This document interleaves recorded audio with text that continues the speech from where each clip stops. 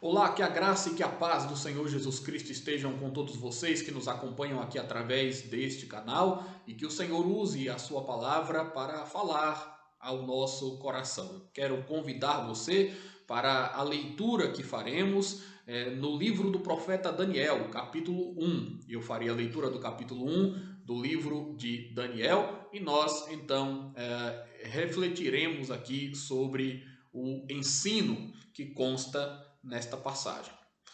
Diz assim a palavra de Deus: no ano terceiro do reinado de Jeoaquim, rei de Judá, veio Nabucodonosor, rei da Babilônia, a Jerusalém e a sitiou. O Senhor lhe entregou nas mãos a Jeoaquim, rei de Judá, e alguns dos utensílios da casa de Deus. A estes levou-os para a terra de Sinear, para a casa do seu Deus, e os pôs na casa do tesouro do seu Deus. Disse o rei a Aspenaz, chefe dos seus eunucos, que trouxesse alguns dos filhos de Israel, tanto da linhagem real como dos nobres, jovens sem nenhum defeito, de boa aparência, instruídos em toda sabedoria, doutos em ciência, versados no conhecimento e que fossem competentes para assistirem no palácio do rei e lhes ensinasse a cultura e a língua dos caldeus.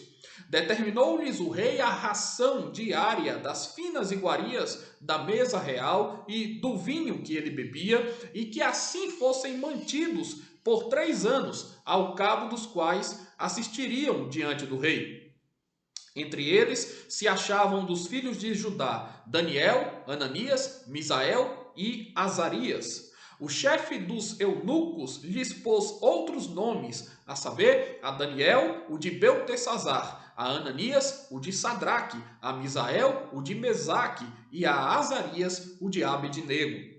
Resolveu Daniel firmemente não contaminar-se com as finas iguarias do rei, nem com o vinho que ele bebia. Então pediu ao chefe dos eunucos que lhe permitisse não contaminar-se.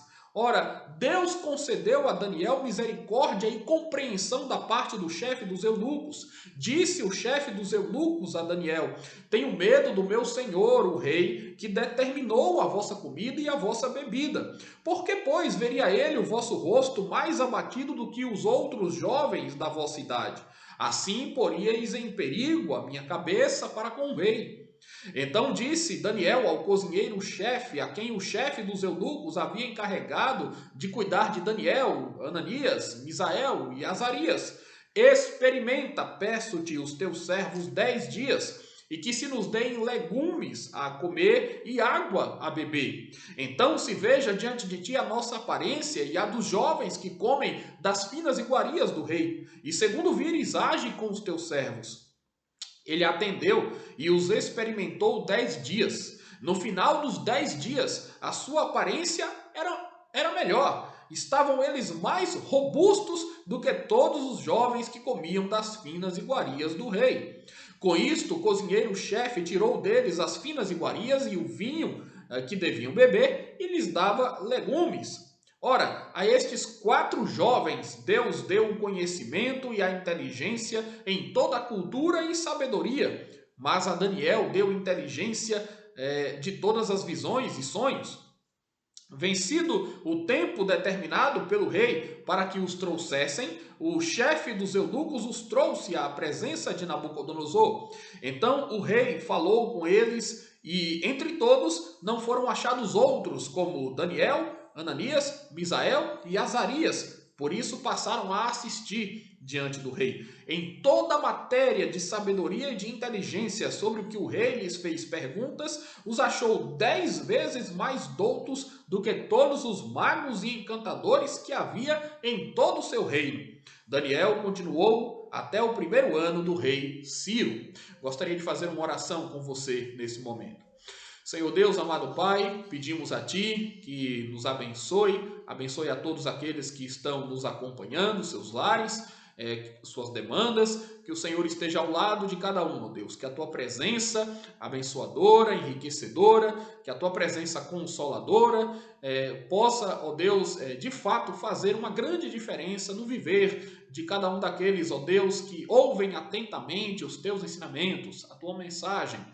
Fala ao nosso coração, tenha misericórdia de nós, perdoa, ó Deus, os nossos pecados e dá-nos a alegria da tua salvação, dá-nos a alegria de te servir dia após dia. Pedimos estas coisas, sabendo que nada somos e de ti nós precisamos. Oramos, ó Deus, em nome de Jesus, o nosso Senhor e Salvador. Amém. Certamente é muito difícil nós mantermos a firmeza da nossa fé e a nossa postura cristã quando o mundo desaba sobre a nossa cabeça. Quando recebemos notícias assustadoras, quando ouvimos um diagnóstico que nos deixa talvez sem esperança, que nos deixa desesperados, quando as circunstâncias acabam se tornando muito delicadas por alguma razão, quando as pessoas traem a nossa confiança, quando nós fracassamos, nos decepcionamos, quando vemos uma nação devastada, quando a guerra chega até nós, quando a morte chega até nós, quando a enfermidade chega até nós, quando as preocupações e as inquietações do nosso coração não nos deixam dormir, nesses momentos de aflição, nesses momentos de angústia, nesses momentos em que coisas muito maiores do que nós podemos imaginar sobrevêm a nós, nesses momentos é muito difícil guardarmos a nossa fé e mantermos a nossa confiança nas promessas de Deus, na providência de Deus, nas ações de Deus, sabendo que nós temos de fato um Senhor soberano que não perde o rumo das coisas. Nós podemos nos abater emocionalmente, nós podemos perder entes queridos, nós podemos passar por muitas situações de grande desapontamento, mas ainda assim manter a nossa estabilidade, não é? Em termos da nossa fé, da nossa confiança no que Deus faz, se torna um grande desafio nas situações que eu acabei de descrever.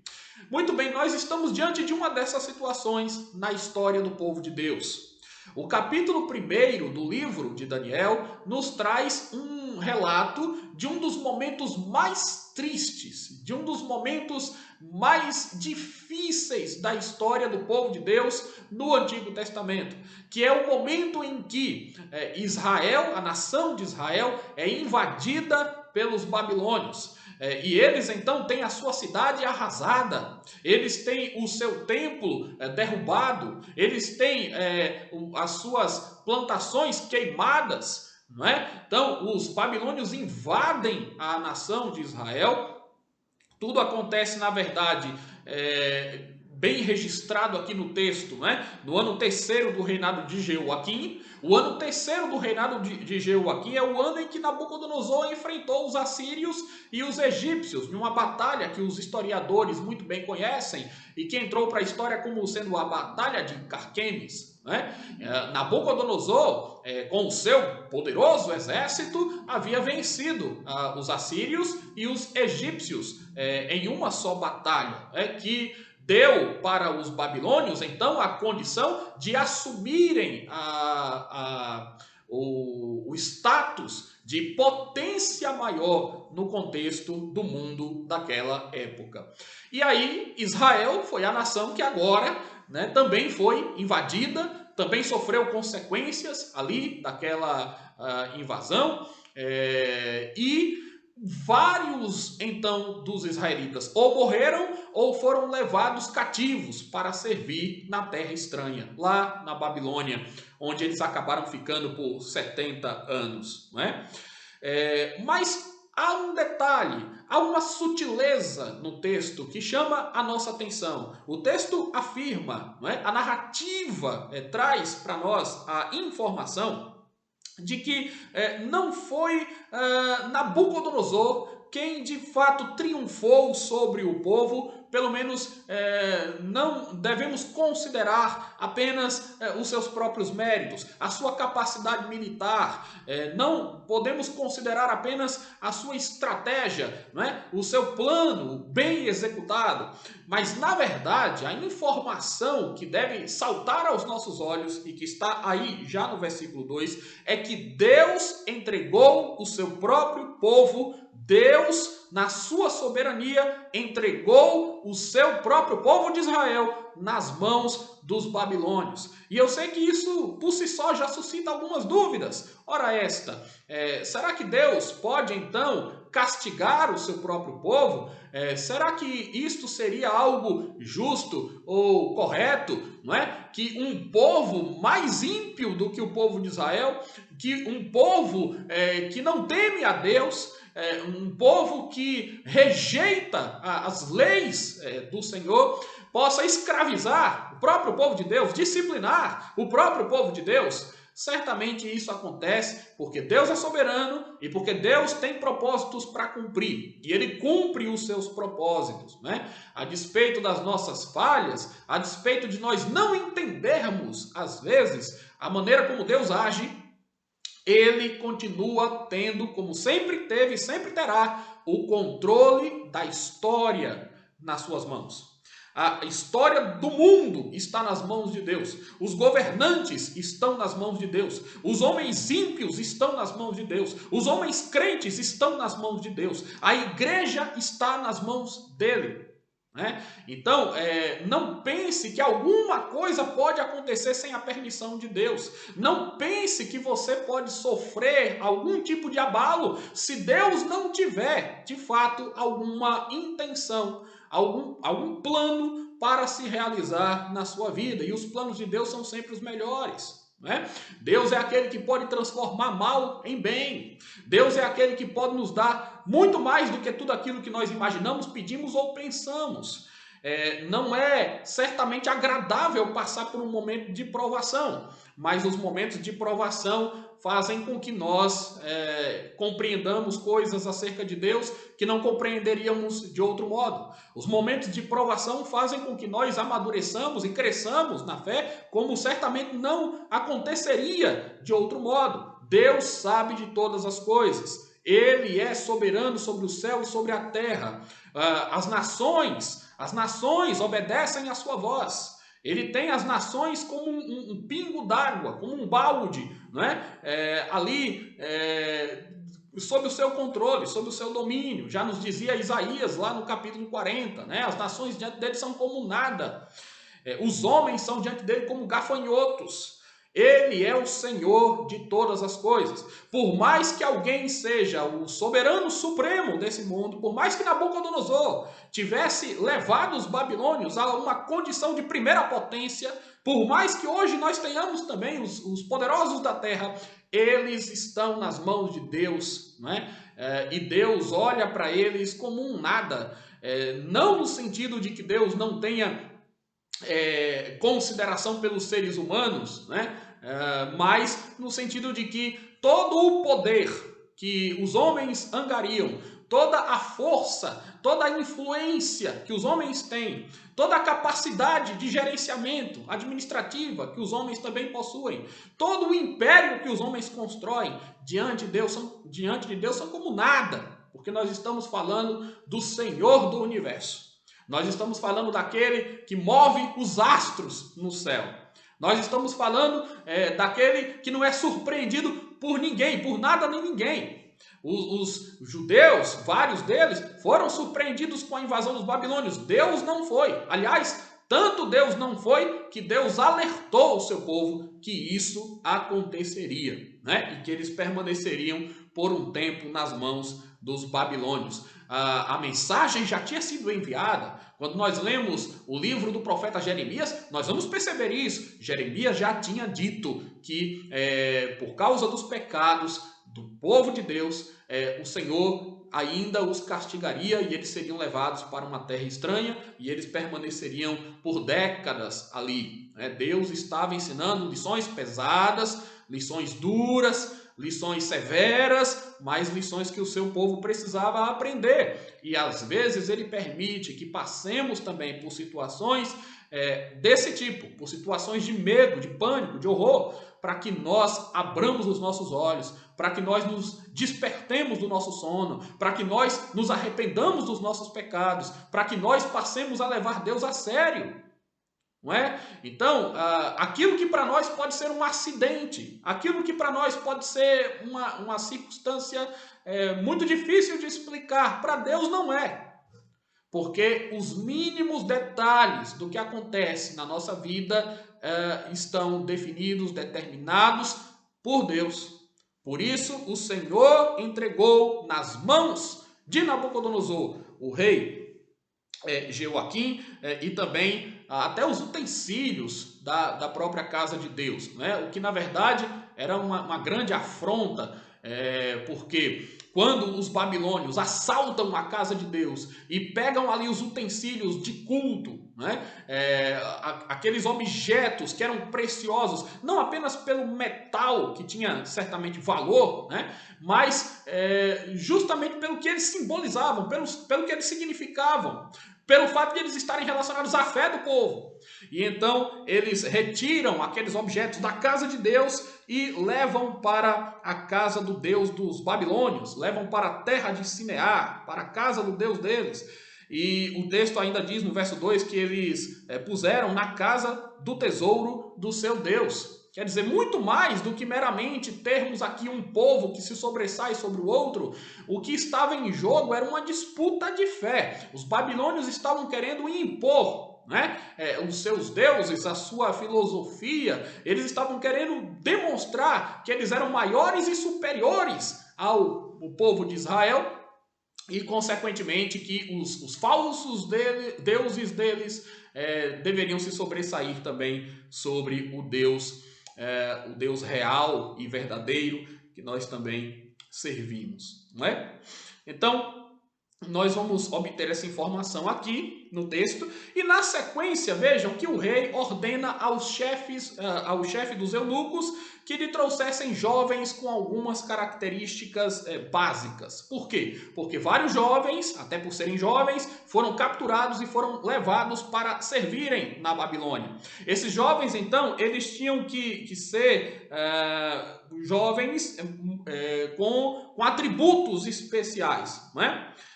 Vejam que o versículo 3 diz, não é? O versículo 4 diz: jovens sem nenhum defeito, de boa aparência, instruídos em toda sabedoria, doutos em ciência, versados no conhecimento, e que fossem competentes para assistirem no palácio do rei e lhes ensinasse a cultura e a língua dos caldeus. Então esses jovens, eles tinham que ser estudados, preparados, tinham que ser jovens inteligentes, sábios, tinham que ser jovens competentes, não é? Algo que, aliás, graças a Deus também nós encontramos com muita fartura entre o povo de Deus. Pessoas dedicadas, pessoas estudiosas, pessoas de fé, pessoas valorosas. Nós louvamos a Deus pelas pessoas que servem a Ele com os conhecimentos, com os talentos, com as habilidades que elas possuem, né, nesse mundo. De fato, as coisas que nós recebemos nesse mundo são dons de Deus e nós oferecemos a Ele a nossa inteligência, a nossa destreza, a nossa técnica, né, a nossa condição, a nossa capacidade de fazer as coisas. Na verdade, nós exercitamos para a glória de Deus. Portanto, 4 daqueles homens do povo de Israel, homens versados, homens que eram estudiosos da ciência, né? Homens que tinham conhecimento ali. Então, esses homens são separados e quatro deles recebem um destaque, né? Um destaque maior. Nós já vamos falar aqui sobre eles. Antes, observem que há aqui, claro, né, como um plano de dominação que bem estabelecido, bem estruturado, havia uma política aqui monstruosa, né, de grande insensibilidade, em que se visava destruir a cultura daqueles daqueles homens, né? A cultura daqueles jovens que foram levados, que foram trazidos para perto do rei, para perto do palácio, para servirem aos babilônios com a inteligência, com a capacidade e com a competência que eles tinham. O objetivo era fazer com que eles erradicassem do coração a sua terra, o seu culto, o seu Deus, a sua cultura, não é? Era destruir os seus valores, os seus princípios fundamentais. Era isso que se tinha em vista, não é? O que se tentava fazer ali com Daniel e com seus amigos era amoldá-los à cultura pagã. E observem como isso também acontece entre nós. E vejam como nós temos que ficar atentos, porque constantemente essa é a nossa luta também. Quando nós lemos o livro de Apocalipse, nós vemos que o escritor de Apocalipse relaciona a antiga Babilônia, para onde os judeus foram parar por um determinado período, um momento de dor, de sofrimento, de tentações. Ele relaciona a Babilônia com o contexto do mundo secularizado, né? Do mundo apóstata, no qual nós também estamos, no qual nós nos encontramos. Então, muitas vezes, o que se tenta fazer, o que o mundo tenta fazer com os crentes é impor os seus valores, é impor a sua filosofia, é fazer com que nós aceitemos a sua cultura, né? A cultura que querem nos impor como se fosse algo natural. E então, muitas vezes querem nos fazer abdicar do nosso Deus, querem nos fazer abdicar da nossa fé, muitas vezes querem que nós neguemos a Cristo, não é? Para que nós pensemos então e façamos então as coisas que agradam o mundo, né? Valorizemos o mundo ao mesmo tempo em que desvalorizamos a Deus, né? Valorizemos o mundo em detrimento da nossa fé. E nós temos visto com muita preocupação isto, né? As igrejas, muitas delas, têm se secularizado, têm se afastado sim dos caminhos, têm abraçado sim conceitos mundanos. Nós percebemos que as pessoas já não têm segurança naquilo que creem. Nós percebemos que as pessoas já não enxergam o cristianismo como algo que traz brilho para a mente e para o coração. Elas estão procurando outras coisas, elas estão se dedicando a outras coisas, elas estão abandonando preceitos que parecem, né, aos olhos de muitos, retrógrados, ultrapassados, e elas estão então fascinadas por aquilo que tem sido oferecido nesse mundo pós-moderno, né, que nada mais muitas vezes oferece senão a destruição de muitos valores e fundamentos, né, e alicerces importantes da nossa própria fé, da estrutura da nossa vida com Deus. Nós temos sido tentados constantemente, desafiados constantemente. Os crentes nesse mundo muitas vezes são ridicularizados, muitas vezes são criticados, né, pelas suas posições, pela sua crença, né? Pelos valores e princípios que eles não negociam. Muitas vezes sofremos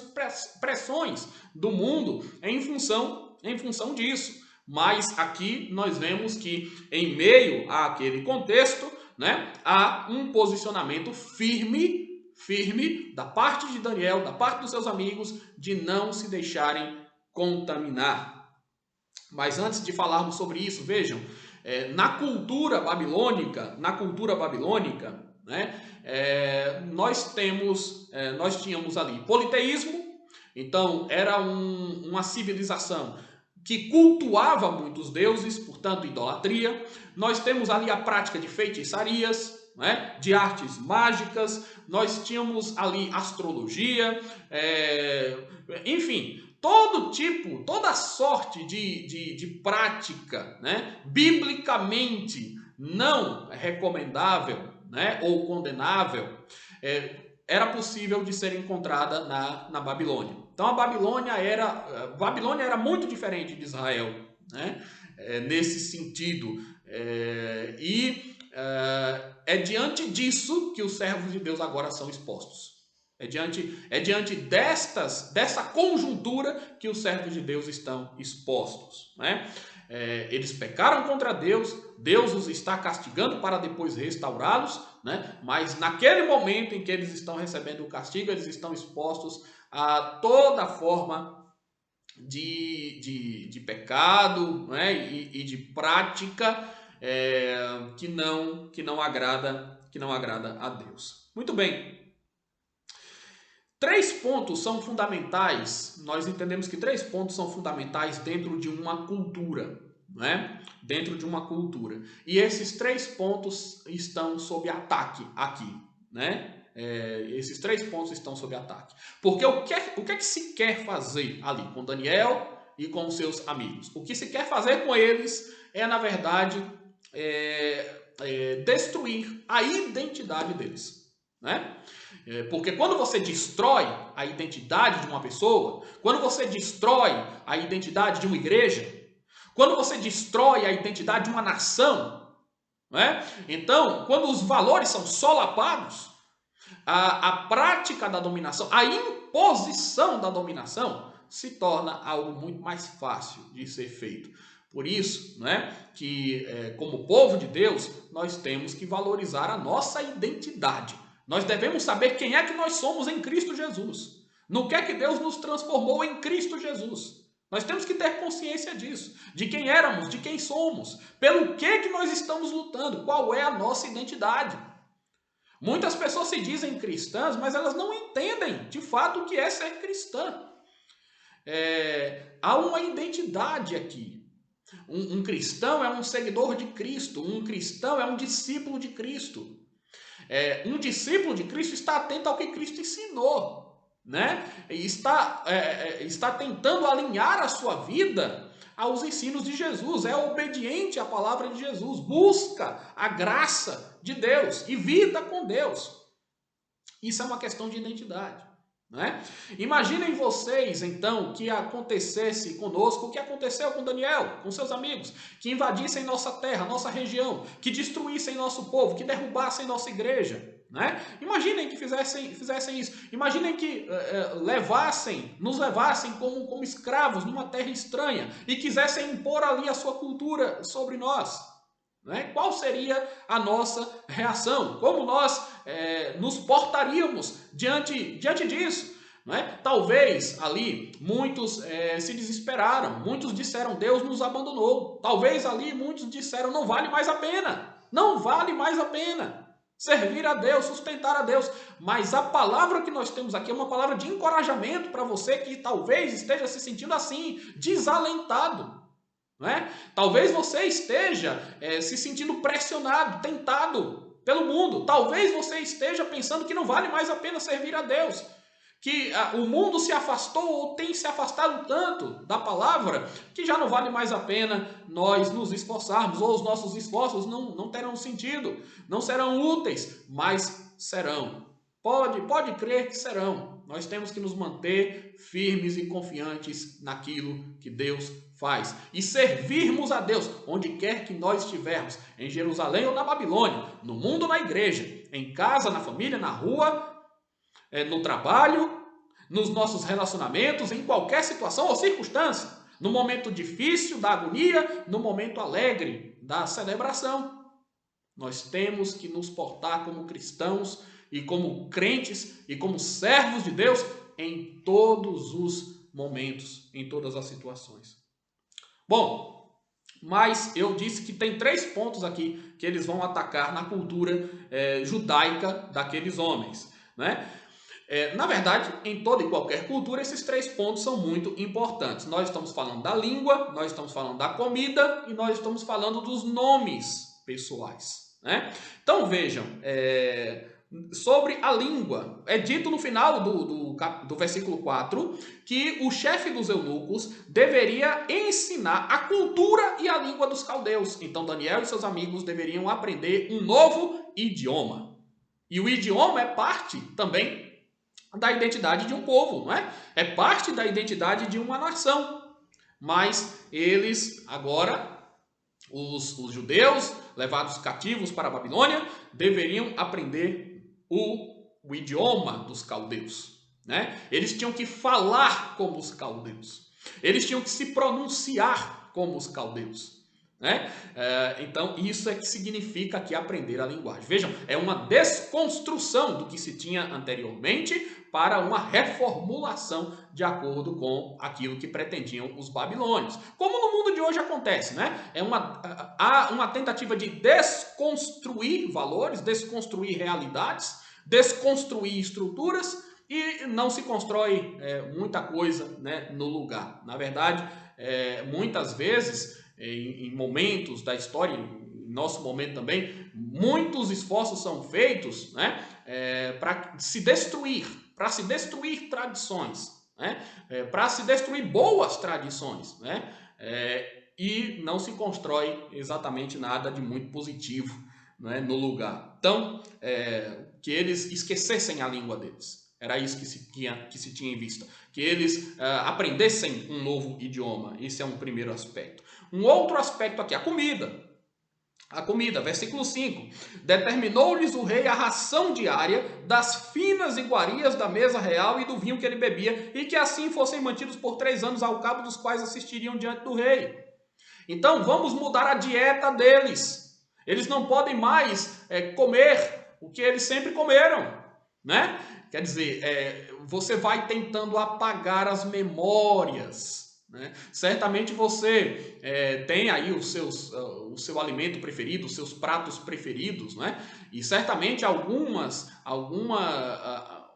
dieta que você guarda remete você aos tempos da infância, da juventude, né? Ou você tem preferência e gosta de determinados sabores, ou temperos, enfim. Mas aqui os jovens estão sendo colocados diante de um novo cardápio. E a ideia era, de novo, né, que eles esqueçam da antiga vida e que eles agora se acomodem e se adaptem, né, e tomem a forma que nós queremos que eles tomem. Né? Então nós somos chamados a dizer não a isto. Nós não queremos e não podemos nos amoldar, né? Lembrem de Romanos capítulo 12? Romanos capítulo 12? Paulo diz que nós não devemos tomar a forma, né? Rogo-vos, pois, irmãos, pelas misericórdias de Deus, que apresenteis os vossos corpos por sacrifício vivo, santo e agradável a Deus, que é o vosso culto racional. E não vos conformeis com este século. Não tomem a forma, né? Mas transformai-vos pela renovação da vossa mente, para que experimenteis qual seja a boa, perfeita e agradável vontade do Senhor. Então, a mudança aqui no hábito alimentar era uma forma também de atacar a identidade daqueles homens como servos de Deus, sobretudo. E aí, a prova cabal disso vem na sequência. Os nomes, né? Você deve ter visto aqui que eles receberam nomes novos, nomes diferentes. Observem só, eles se chamavam Daniel, Ananias, Misael e Azarias. Os significados desses nomes. Daniel significava: meu juiz é Deus. Meu juiz é Deus. Ananias, Javé salva, ou Javé é gracioso. Misael, quem é o que Deus é? E Azarias significava: Javé tem nos ajudado. Deus tem nos ajudado, né? Deus tem sido nosso auxílio. Então, assim como era comum em Israel, os nomes pessoais, eles muitas vezes faziam referência a Deus, faziam referência ao caráter de Deus, faziam referência às promessas de Deus e ao relacionamento de Deus com o seu povo. Não é? Então, a vida estava muito moldada em Israel por uma mentalidade, por uma cosmovisão religiosa, de relacionamento com Deus de fato, de vida com Deus de fato. Eles receberam novos nomes. Vamos lá. Daniel recebeu o nome de Beltesazar. Beltesazar é uma referência a um dos deuses da Babilônia. Significa algo como que Bel te proteja, ou que Bel proteja a sua vida. Né? Sendo Bel um dos deuses adorados ali pelos babilônios, pelos sumérios.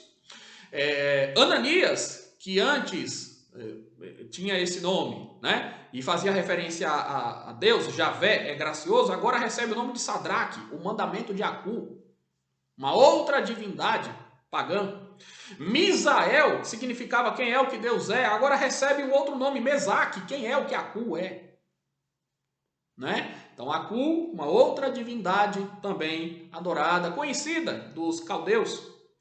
Azarias, que significava Javé tem ajudado, o Javé nos auxilia, algo do tipo, recebe o nome de Abednego, servo de Nebo.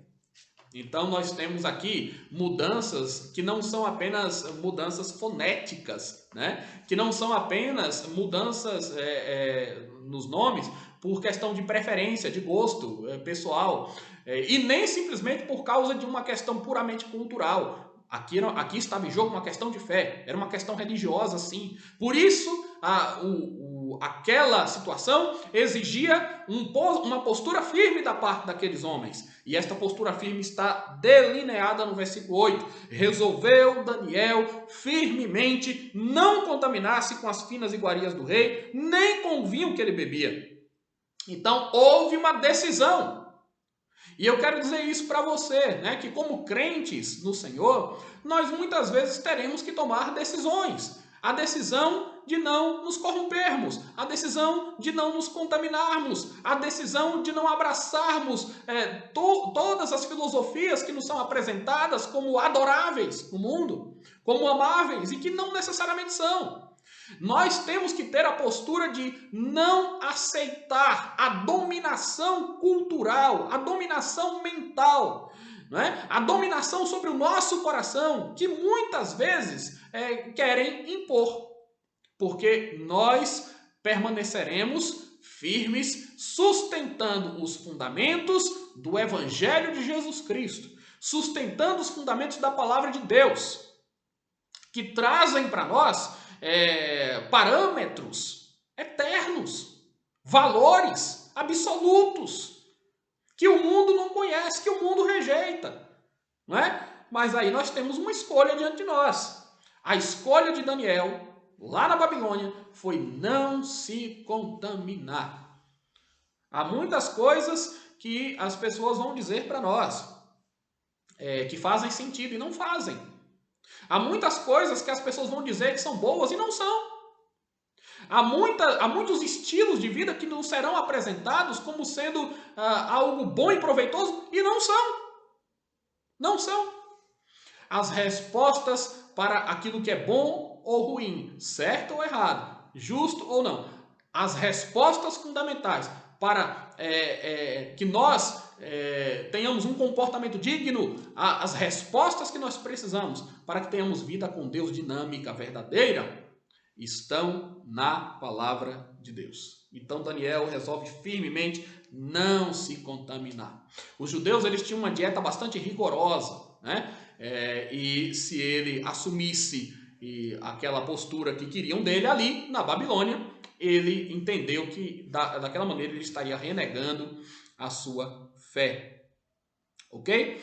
Agora, mais do que isso, Daniel é ousado, né? Daniel é intrépido. Daniel está disposto a provar a sua tese. Daniel está disposto a questionar. E ele faz isso respeitosamente, né? Na verdade, toda a nossa postura diante do mundo que nos assedia pode ser uma postura firme e respeitosa ao mesmo tempo e ousada ao mesmo tempo. O que é que Daniel vai dizer? Ele vai fazer uma proposta aqui, né?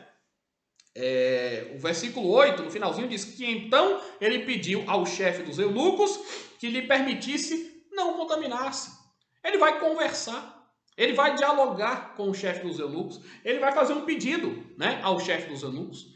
E é interessante isso aqui porque Daniel está preocupado em manter a sua fidelidade a Deus. Ele está preocupado em manter a sua firmeza de fé. Ele poderia não ter se dado a esse trabalho. Ele poderia não ter se arriscado. Ele poderia não ter tentado se desgastar, né, com alguém que era responsável ali por guardá-lo, por vigiá-lo. Mas Daniel resolve tentar, né? E ele então conversa com o chefe dos eunucos. E o chefe dos eunucos atende, né?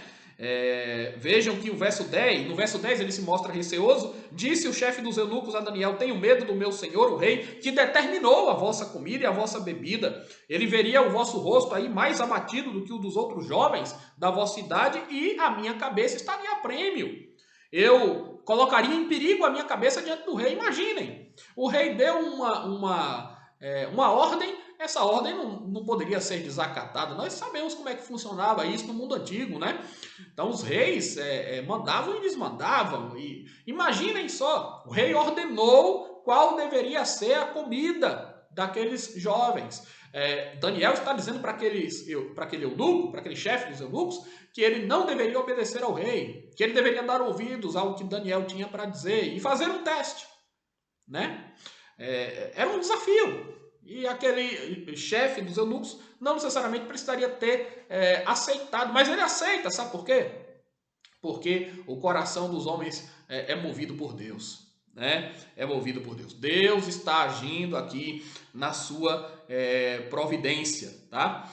E Deus abençoou aqueles jovens de tal maneira que, primeiro, ele concedeu misericórdia e compreensão da parte do chefe dos eunucos, né? Segundo, Deus preservou aqueles jovens fisicamente, de modo que ao final de alguns dias eles estavam mais robustos do que os jovens que se alimentaram das finas iguarias do rei. E terceiro, Deus os abençoou não só fisicamente, mas intelectualmente, né? De maneira que eles se destacaram mais até também do que os melhores homens da Babilônia, né?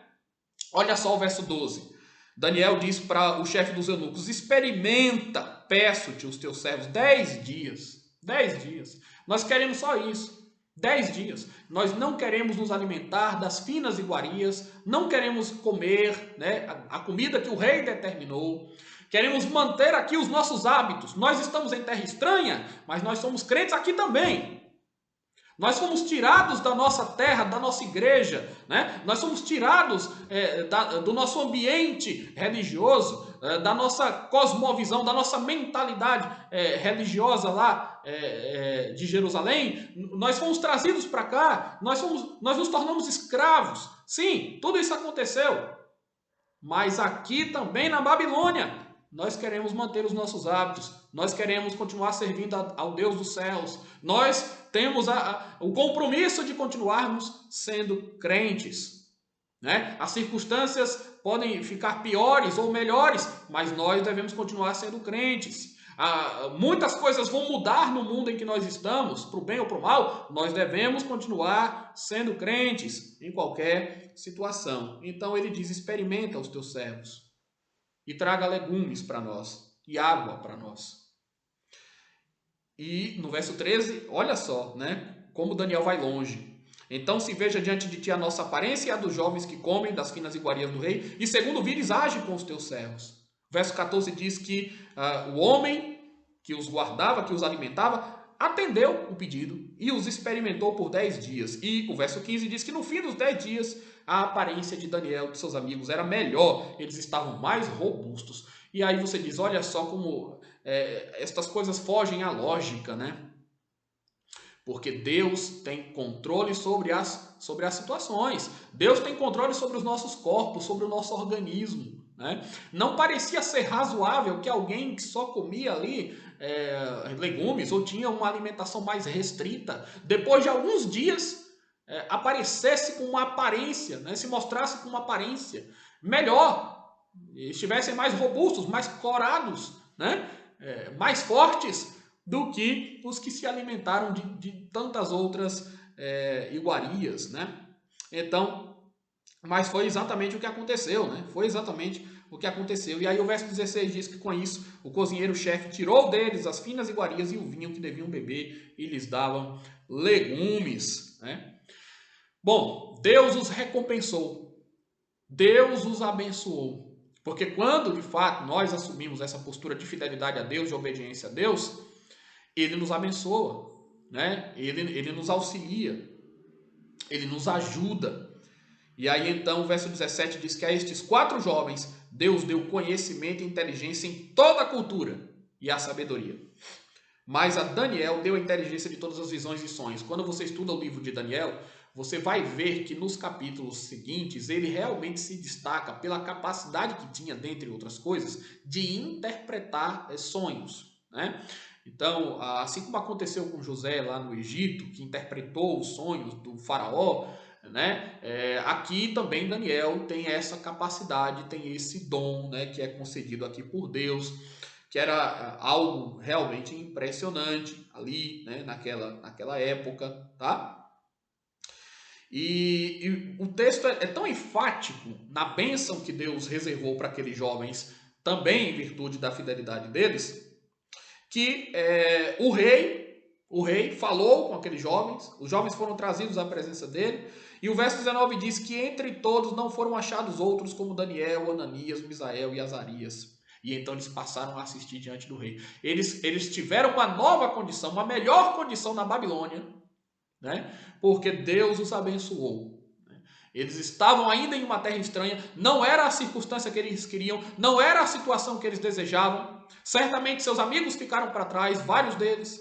Certamente eles perceberam que as famílias tiveram perdas. Certamente eles choraram, eles sofreram, como todos os seus compatriotas que ali estavam. Certamente eles tinham uma dor no coração muito grande pelo fato de não poderem mais cultuar a Deus como outrora, pelo menos por um bom tempo. Eles viveram o caos, né? Eles foram raptados, sequestrados, eles foram levados cativos. Mas agora que eles resolveram também honrar a Deus, glorificar a Deus, assumindo uma postura digna de um verdadeiro crente, mesmo na Babilônia, onde eles eram talvez tentados a desistir de tudo, Deus os abençoa. Eles se destacam ali, eles alcançam uma posição inesperada ali, diante do rei, porque eles têm uma competência maior do que os homens daquela própria terra. O verso 20 diz que em toda matéria de sabedoria e de inteligência que o rei fez perguntas, eles responderam as perguntas que o rei fazia. Eles eram 10 vezes mais preparados do que todos os magos e encantadores que existiam no reino da Babilônia. Então vejam só que coisa, né? Quero encerrar trazendo aqui algumas palavras rápidas. Primeiro, para aqueles que talvez estejam desanimados, para aqueles que estejam sem esperança no coração, para aqueles que estão entristecidos, né? Alguns certamente estão entristecidos, alguns estão preocupados com a secularização das igrejas, alguns estão preocupados com os rumos do mundo, né? Com os rumos da nossa própria nação. Alguns estão sofrendo problemas pessoais, alguns estão sofrendo dilemas pessoais. Deus é soberano sobre todas estas coisas. Ele é o Senhor soberano sobre a história. E você não pode perder isso de vista, né? Então tenha sempre em vista a soberania de Deus. Segundo, é possível que aqueles que nos ouvem estejam sendo tentados também a se contaminar com as coisas do mundo, a jogar tudo para o alto, a abandonar a fé, né? Estão tão decepcionados, estão tão entristecidos, né? E estão tão desconfiados de tudo, que estão dispostos talvez a abrirem mão daquilo que há de mais precioso, né? Que é a fé em Jesus Cristo. Muitos estão criando falsos ídolos nos seus corações, estão servindo a outros deuses também. Muitos estão sendo influenciados, recebendo todo tipo de influência nociva, prejudicial, que existem nesse mundo. As ofertas são variadas e estão aí. Não é? Há muitas coisas boas certamente nesse mundo de Deus, mas há muitas coisas que são perniciosas, e como crentes nós devemos estar atentos para não nos contaminarmos. Muitos têm contaminado a sua alma, a sua mente, o seu coração.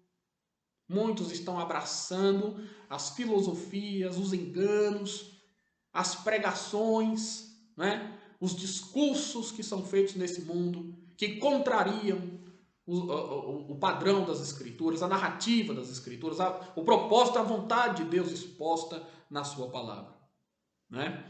Mas eu quero dizer para você, permaneça fiel, arrependa-se, volte-se para Deus, Se Deus, porventura, estiver disciplinando você, se Deus, porventura, estiver castigando por alguma razão, Ele não faz isso sem amor. Não é? Quando Deus nos disciplina, nos castiga, quando Deus permite que nós sejamos afligidos, Ele quer a nossa recuperação, Ele quer o nosso bem, Ele quer a nossa restauração. Então não se desanime, né? Não se desanime e permaneça firme. Diga no seu coração, faça esse compromisso com Deus. Decida firmemente não se contaminar. Continue sendo crente em qualquer situação ou circunstância. E por último, eu quero dizer que Deus sempre preserva os seus. Mesmo nos ambientes mais hostis, Ele supre as nossas necessidades. Sejamos fiéis a Deus para que sejamos abençoados também, fisicamente, intelectualmente, emocionalmente, espiritualmente, financeiramente. Deus certamente vai cuidar de tudo. Sejamos fiéis a Deus. Tenhamos esta firme resolução em nosso coração. Que o Senhor nos abençoe.